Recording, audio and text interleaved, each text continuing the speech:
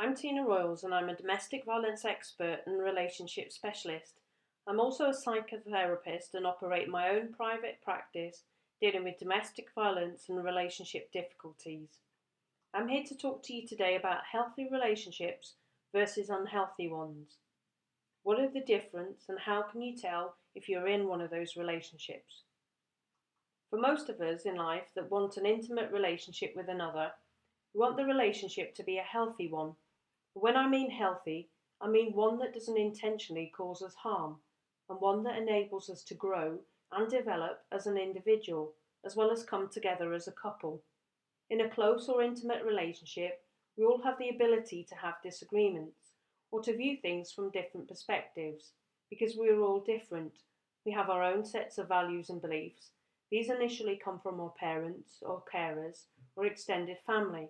Then they develop further from our own experiences, our peers, and society in general. We bring to close or intimate relationships our own expectations of what we want from the relationship and what we expect from the other. But here's where the issues begin to arise, because most of us don't actually have conversations with our intimate partners about what our expectations are, how we have arrived at those expectations, and whether they are realistic or not, and whether first off our partner has the same or similar expectations, or if they don't, whether they are willing to meet those expectations or go halfway after compromising, or whether even if they try to meet those expectations, whether it was possible to do so. So more often than not, we as individuals arrive at our own expectations. We fail to verbalize them to our partner. We get frustrated and disappointed when they don't meet those expectations, whether intentionally or not. So in turn we feel let down, unsupported and rejected. In order not to feel or become more vulnerable, we stop sharing conversations with them.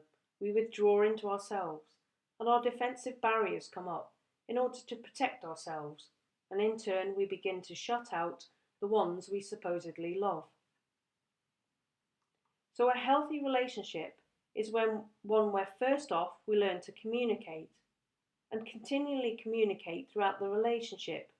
It involves working as a partnership. There is honesty and trust, love and intimacy, respect and support. There is friendship and feeling safe and secure in their company. These are all the foundations for a healthy relationship. Now things will come along throughout life to threaten this healthy relationship.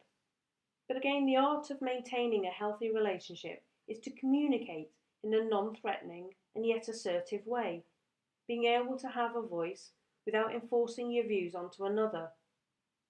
A relationship where power and control is not abused. It is with this communication that difficulties have the opportunity to be resolved and a way forward renegotiated, as opposed to difficulties or issues being allowed to fester and become unhealthy.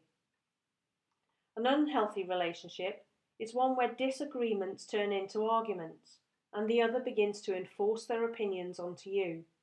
They begin to use power and control to manipulate or intimidate you into agreeing with or doing something that they want you to do. They begin to control who you are able to see, whether that's friends or family, which in turn makes you withdraw from those others and you feel isolated. You notice mood swings that become more frequent and severe, and you either are told you are to blame or are responsible for this behaviour, or you are made to feel that you are. There may be subtle comments or criticisms about what you do or say, or about the way you look. You feel your confidence is becoming eroded. You start to question your own self and no longer feel able to trust in your own ability, and therefore become more dependent on your partner, in turn staying with them fearing you will not be able to cope on your own. You notice that the criticisms and arguments are becoming much more frequent and severe. You don't know where you are emotionally, one minute crying and then the next anxious. The power and control goes further in that you are now being manhandled and pushed around. And then it becomes more physical and you are pushed into the door frames or walls, The palms of their hand connects with your face in the form of a slap, which in turn turns into a fist. You end up making excuses for these injuries, saying that you fell.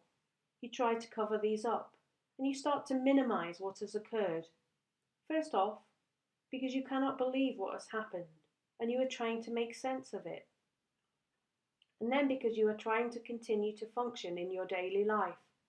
You don't like what is happening, but you don't want to leave because you love them. You feel responsible for their behavior, and you feel that you cannot live without them, and you depend on them. This is an unhealthy relationship, and although many are in this type of relationship, and at first view this is a relationship that has hit difficulties or is challenging, most don't recognize this as domestic violence relationship. Most are horrified that their relationship could be identified as such, but that is what it is. It's reality. If a relationship isn't healthy, then it is unhealthy, and unhealthy is on the spectrum of domestic violence. From the criticisms, arguments, and the verbal abuse through to the life-threatening assaults. If a relationship isn't as healthy as you would like it to be, then domestic violence counselling or relationship counselling will explore with you what is appropriate and acceptable for a healthy relationship. It will provide clarity around communication skills, provide you with an opportunity to gain an understanding around each as an individual as well as a couple. Most couples leave it until their relationship is extremely unhealthy before they seek the services of a domestic violence counsellor or a relationship counsellor. Yet statistics show that 70% of all couples that approach Relate, the relationship people, have an element of domestic violence within their relationship, and yet they don't associate with it. For example, if I had put healthy relationships versus domestic violence in the title, how many of you would have switched off and not read or listened further? And yet many of you might recognise some of the points that I am talking about, and they might be apparent in your own relationship. So why not get your relationship back to a healthy position this year, or get you as an individual back to a healthier place in order for you to make a more informed decision about your relationship moving forward. So for more information on domestic violence or relationship difficulties, why not visit my website www.tinaroyles.com, or for more information on domestic violence counselling or relationship counselling, why not visit my private practice website www.cellulotherapycentre.com.